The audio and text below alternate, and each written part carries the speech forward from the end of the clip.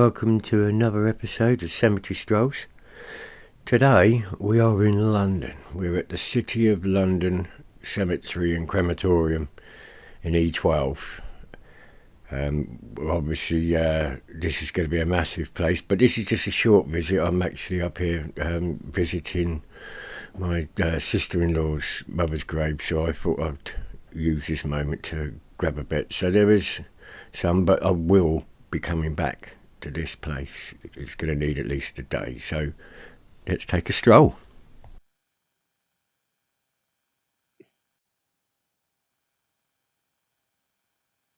This is amazing. It's got a cockerel, bit of hare coursing, beautiful greyhound, and trap. So this tells me that this is a traveller's grave, and they share no expense. Beautiful.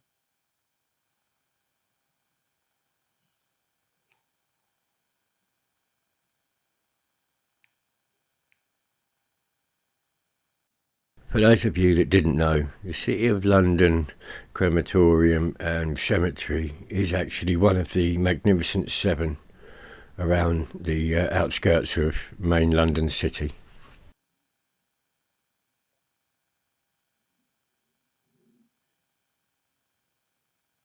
Looks a big, nice one. In loving memory of George Samuel Roberts, who passed away November the 12th, 1936, aged 66. Beautiful. Obviously something's in there, but the bricks.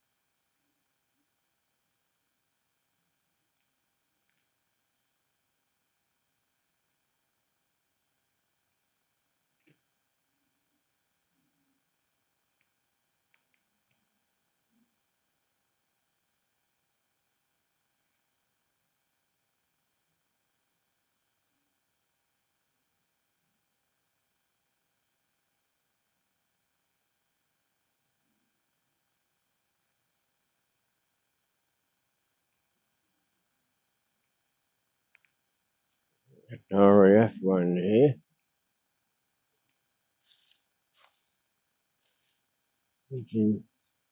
Wings. This is in my dear husband Harold Edward Patters, late flying officer RFC and RFA. He passed away 18th of May 1937, aged 45. And I'll say thank you for your service, sir.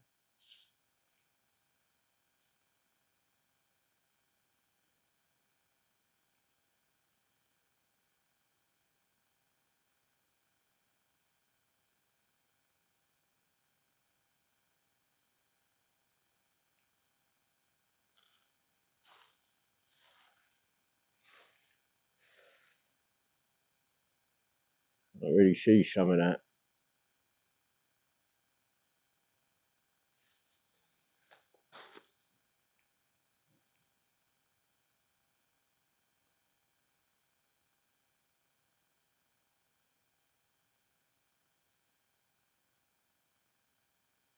Nellie, who passed away peacefully November the 24th, 1926, aged 28. Her mum passed away aged 60, her dad 68.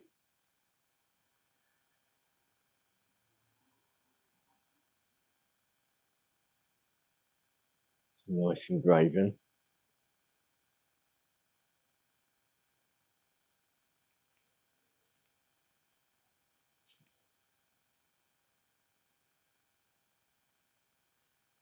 And there we've got an old one, but it's adding new to it, which goes up to 2006. It starts at 1923.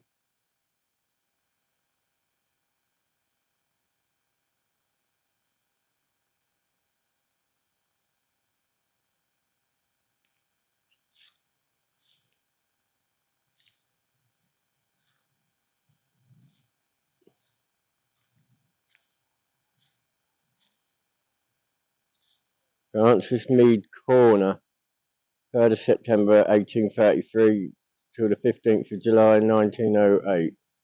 And Corner Bird, the 3rd of June 1834 and died the 5th of October 1900. You know me, I love a Celtic cross. Lovely tall one, this one. John Edward Corner, he died 18th of November 1860, aged 12 months. Bless. No more on there.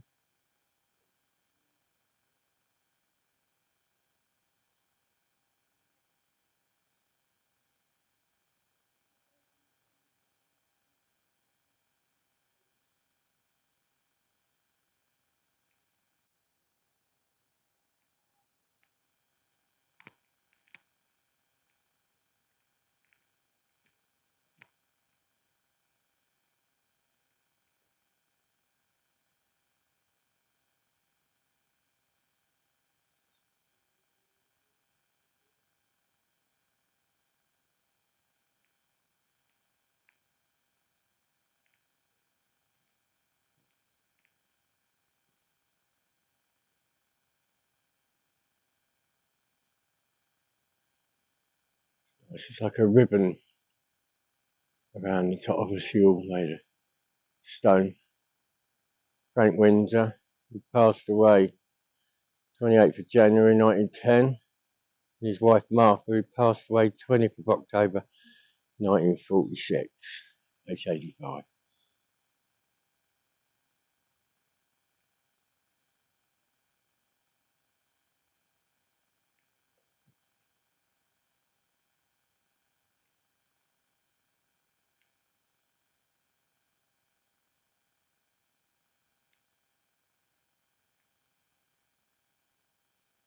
Another memory of Henry Payne, born 16th of January 1836 and died 10th of February 1912. Also Mary Ann, beloved wife of the above, born 2nd of May 1834 and died 11th of April 1916.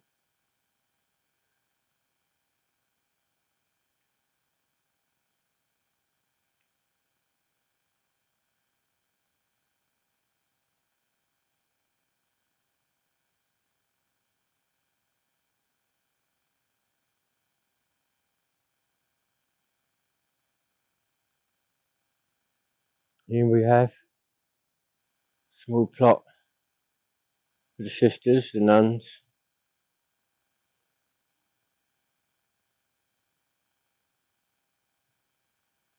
While I was here, I actually clocked another Commonwealth War Grave, 2nd Lieutenant D.C. Melville, Royal Flying Corps. That's before the RAF. 21st of January 1918, age 18. Thank you for your service, sir.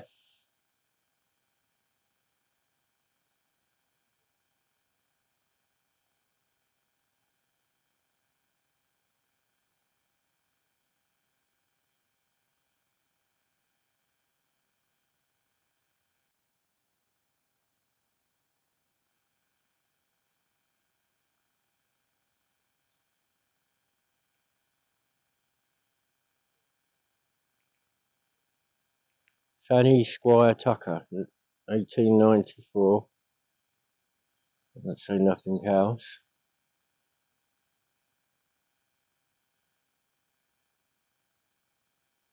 Jane Abbey Jeffreys, who entered into rest November the 13th, 1894, age 60.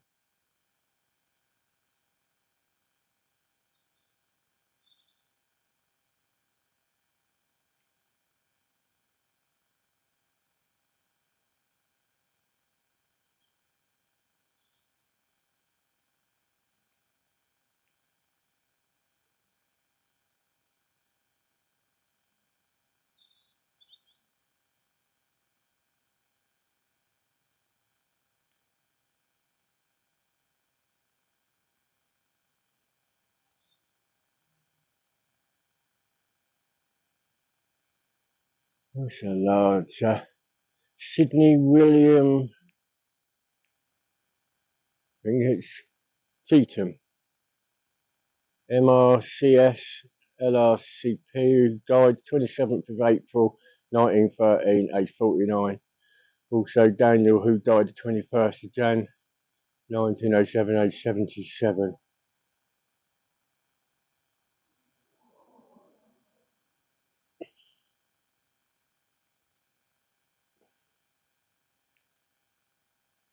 There's some niches over there.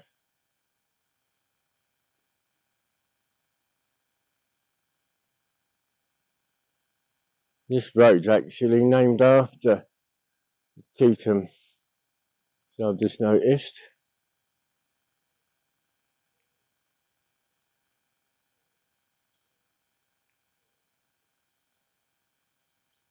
Alpsises.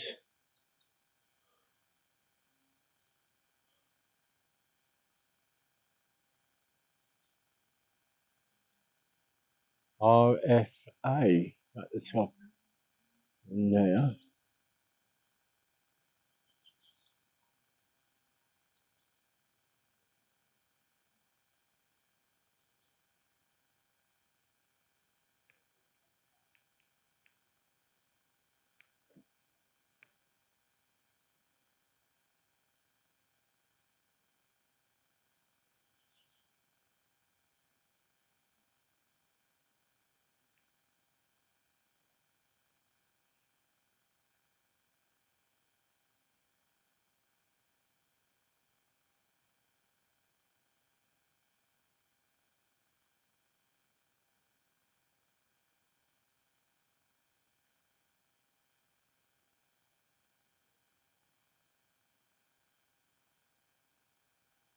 Loving memory of John Tonkin Ollie, beloved husband of Brenda Out Ollie, who fell asleep suddenly 25th of December 1924, age 42.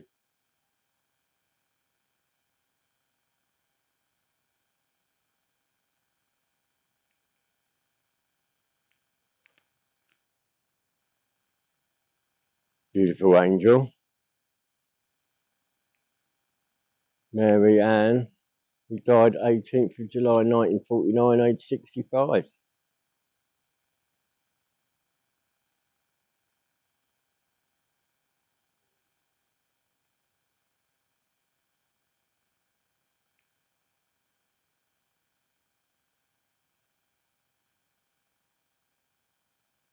Charles James Dickinson, who passed away 27th of January 1914 in his 52nd year.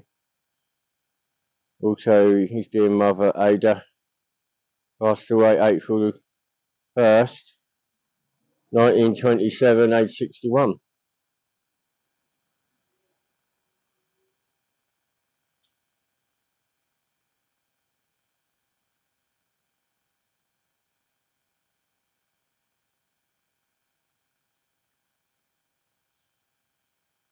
As you can hear, parakeets,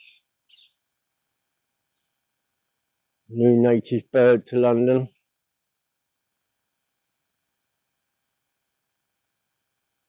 I will be coming back, like I said, because there's too much to do up here just for the little bit I got. So I've just thought I'll film while I'm here, and I'm going to come back and do a longer one. This is Flo, Henry Percy King, who passed away 19th of December 1910, age 30.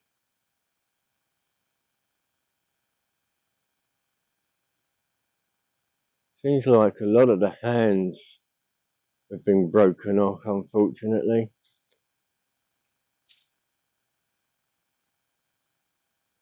Nice cross. These are lilies.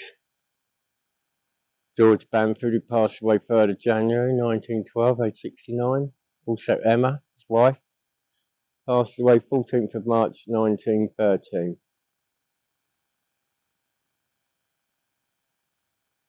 Can't see there. Looks like Blanche Bamford, November the 5th, 1919, age 56. And Emma Gregory, Nee Bamford, June the 1st, age 54.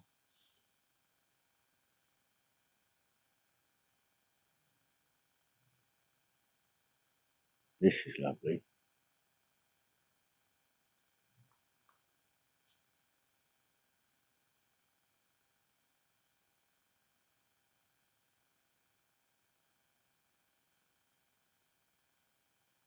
Edward Cookson. August 31st, 1909, age 50.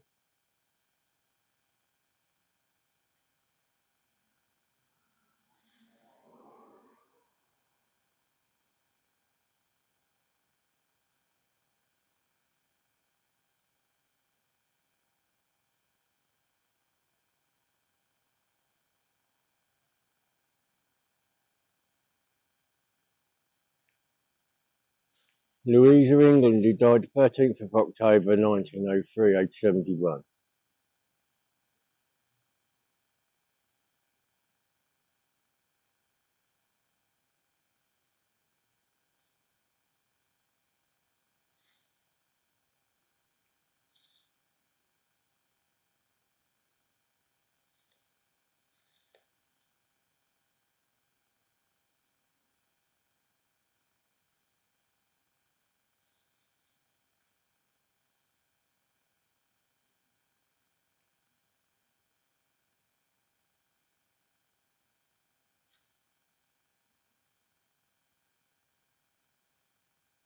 Frank Ward, beloved husband of Lottie Ward, who peacefully passed away 3rd of May 1903, age 40. Charlotte Elizabeth, wife of the above, died 2nd of November 1906. And also Lillian May Farrington, died the 4th of January 1909, age 19. And granddaughter Rosina Lillian Roberts, died 13th of February 1981, age 72. And this is absolutely massive.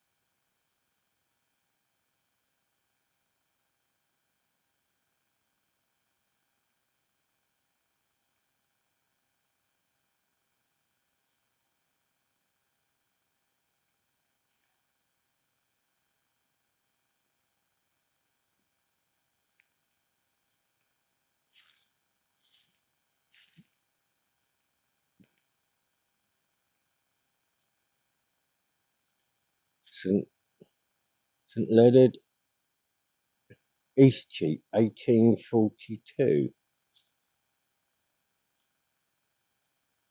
Beneath this monument are entered the remains of the former parishioners of St Leonard's, Eastcheap, removed from the churchyard on the Fish Street hill, which was taken for the construction of the Metropolitan and District Railway in 1882. The church of St Leonard's, Eastcheap, was burned in the Great Fire in 1666 and was rebuilt. Parish was united with that St Bernet's Grace Church, which was removed in 1867. The bodies from the vaults of the church are deposited in this grave. So they've moved them all and put them in here.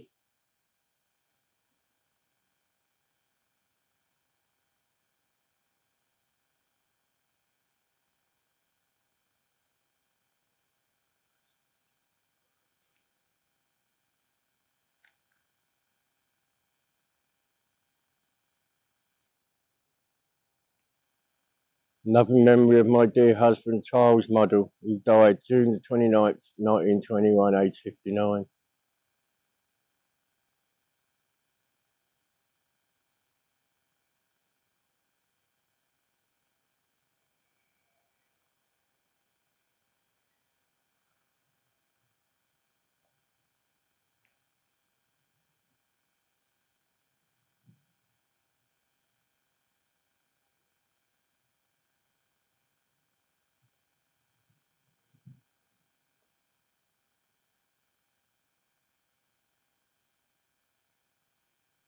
Hopefully I can get here. It's sacred to the memory of the dead returned here after removal from the churchyard of St Andrew's, Holborn, St yeah, London, for the formation of the Holborn Viaduct and the street improvement, authorised by Parliament in 1864 and 1867.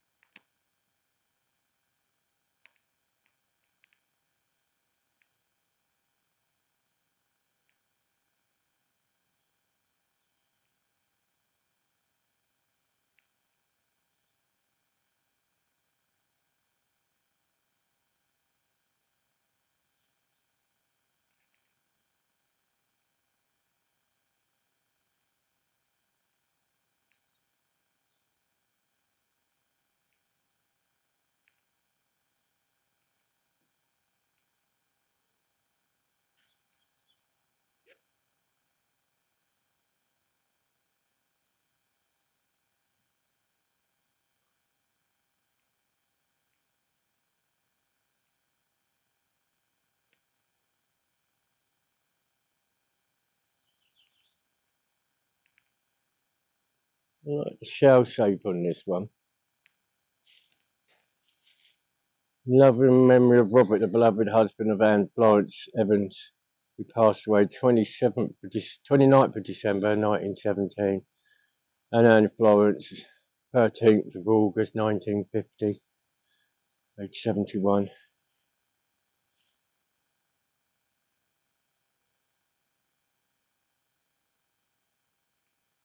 Oh, we have here loving memory of George Leslie Drury, VC, Victory Cross, Lieutenant, Royal Navy Reserves. Won the Victory Cross April the 25th and 26th, 1915. Killed in active service August the 2nd, 1918, aged 23.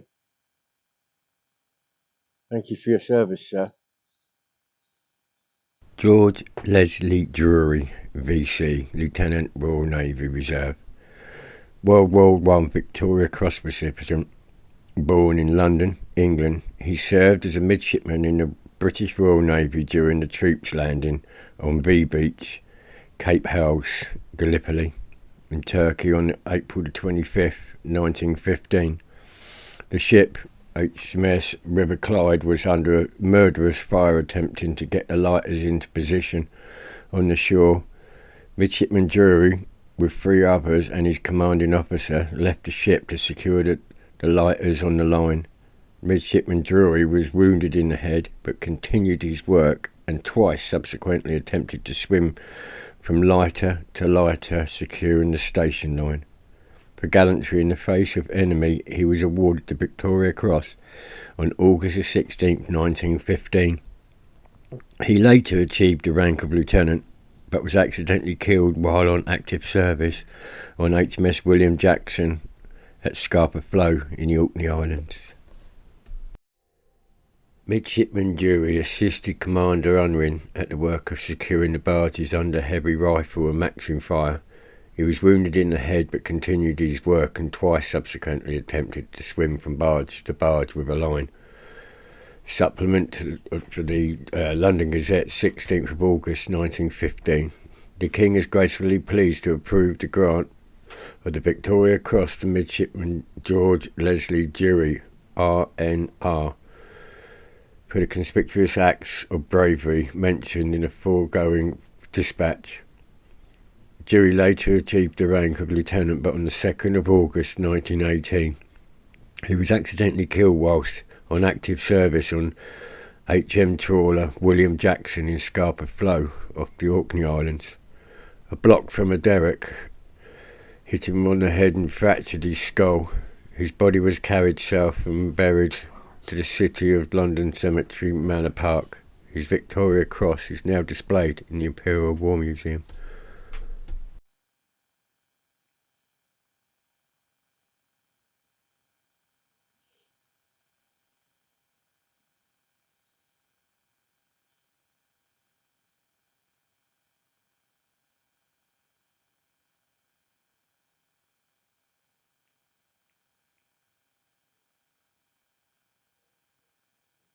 RFM AS Reed, LRB, Stan, killed in action 8th of October 1916, aged 19.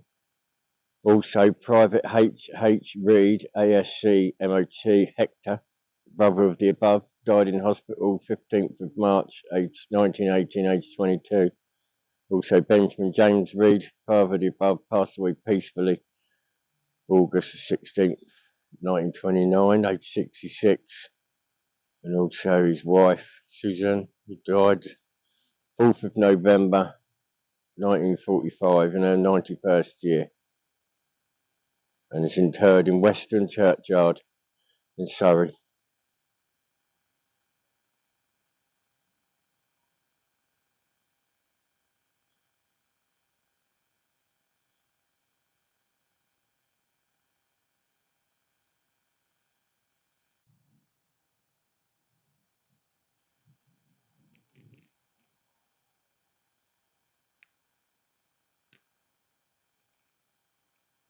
Got another war memorial. I'm going to get a bit closer to see. This could be for the First World War, not sure, because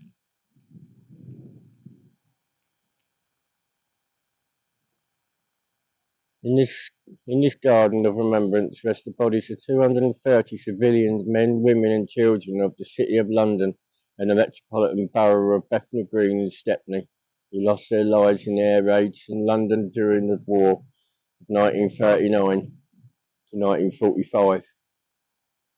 This memorial was dedicated 12th of November 1950 by the Right Honourable and the Right Reverend Lord Bishop of London, and by ministers presiding other dominations. So this is for civilians lost in the Blitz, just this area.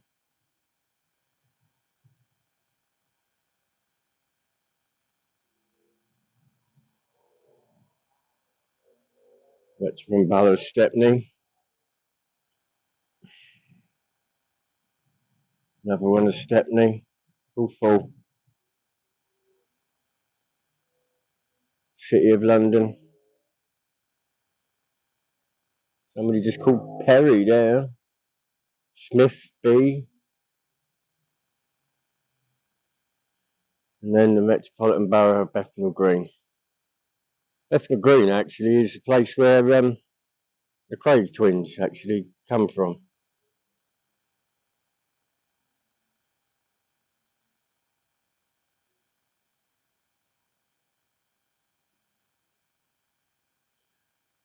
Silhouette of a soldier.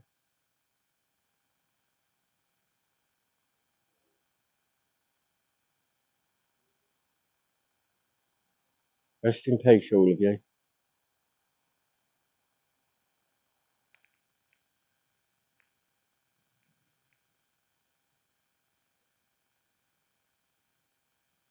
Got an inscription, but it's faded.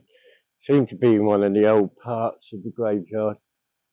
I'm going to be coming back, obviously, and I've got a whole day or two.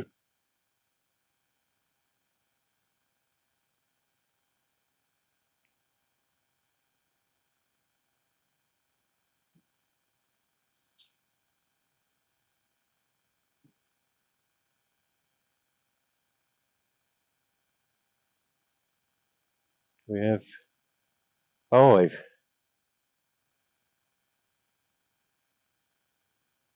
We have 5 Commonwealth graves.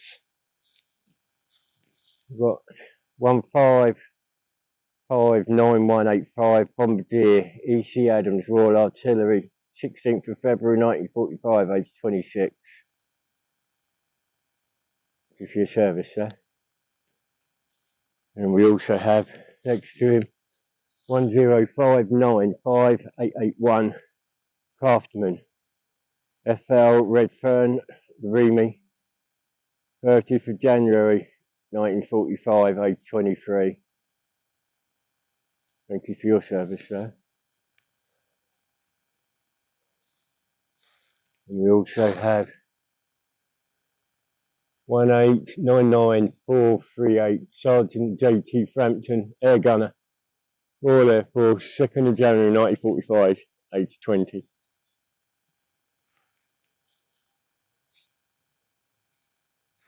And we also have 1389708 Flight Sergeant D.L.T. Smith, Air Bomber, Royal Air Force, 23rd of September 1944, age 23.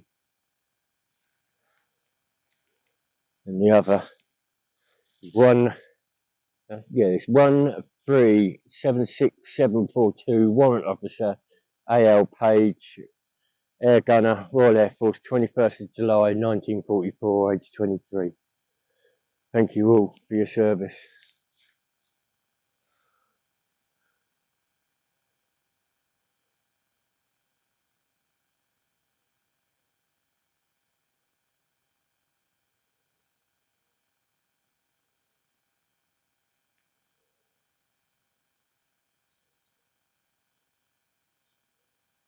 It's the War Memorial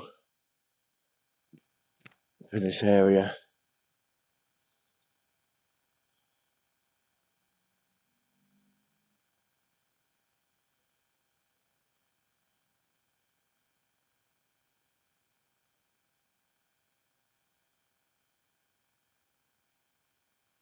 All the names.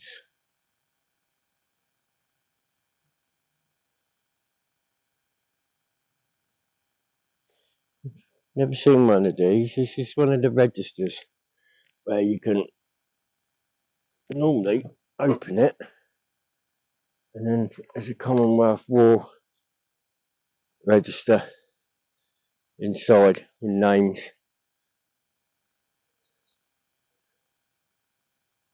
Great idea. I've seen them before on others.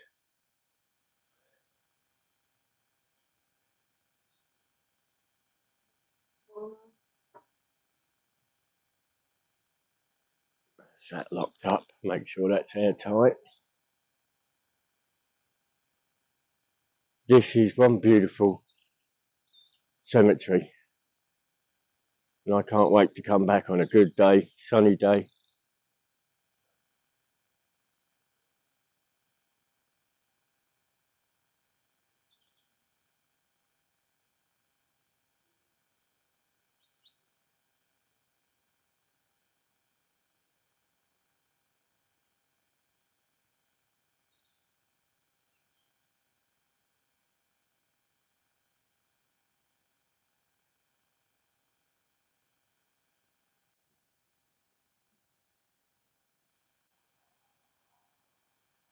This here is Catherine Adels, died on the 30th of September 1888. She was in fact the fourth victim of Jack the Ripper.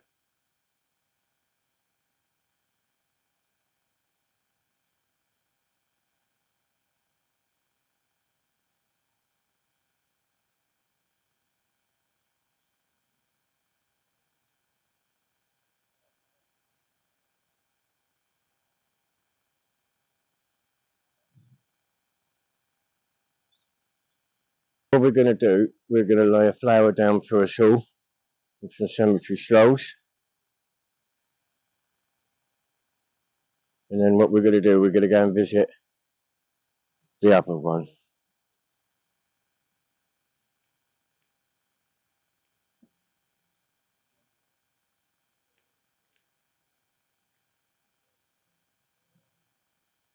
And this grave Here, this is Mary Ann Nichols. She died on the 31st of August 1888. She is thought to be Jack the Ripper's first victim. So what we're going to do is we're going to lay a rose for her as well, from everybody at Cemetery Strolls. Dreadful thing what happened to him, and obviously they never did find him, even though there was plenty of suspects.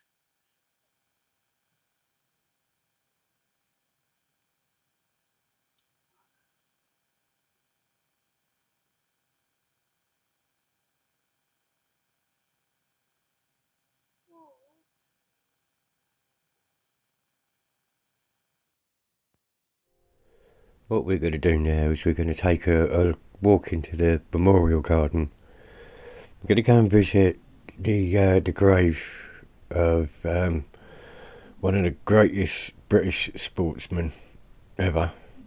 We're going to go and visit Robert Frederick Chelsea Moore, or otherwise known as Bobby Moore, OBE, England's World Cup winning captain.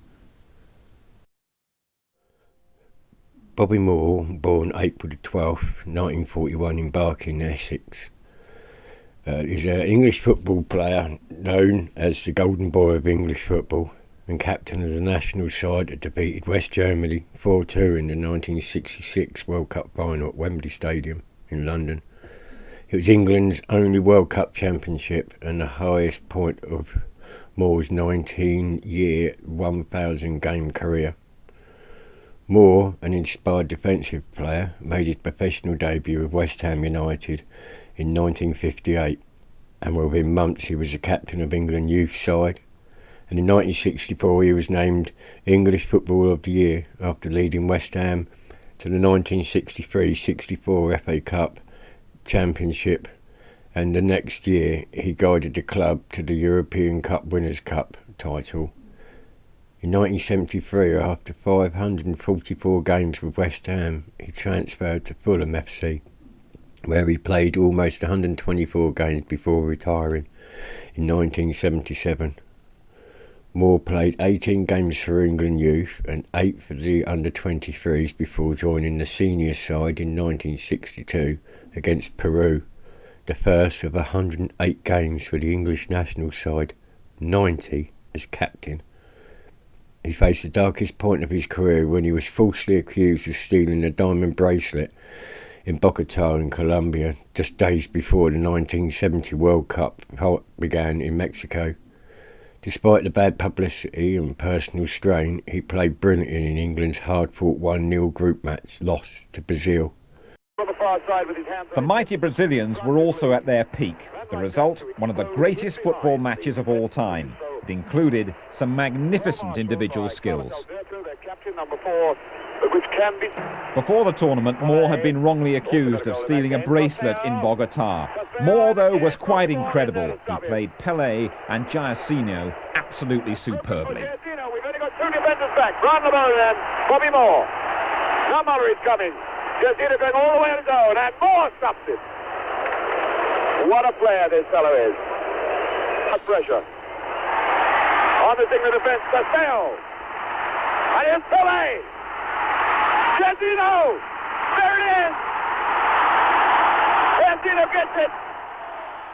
Well, I think, that game to me was probably the most outstanding international football match that I was involved in during the 108 times that I played for England. I mean, the game itself was just everything that you could expect from a football match, basically. The only unfortunate thing is that we got beaten. But having said that, I still think that was probably one of the occasions where we could have beaten Brazil. We had great opportunities that day to have scored goals against them.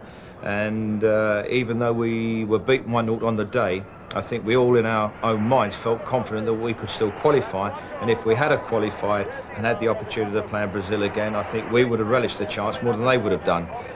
So despite the loss, everyone seemed quite certain the two teams would meet again in the final. Moore made his last international appearance in 1974 after retiring from Fulham. In 1977 he played briefly in the US and managed Oxford City Club, and Southend United. Later he became sports editor and radio commentator. Moore was made Officer of the Order of the British Empire in 1967.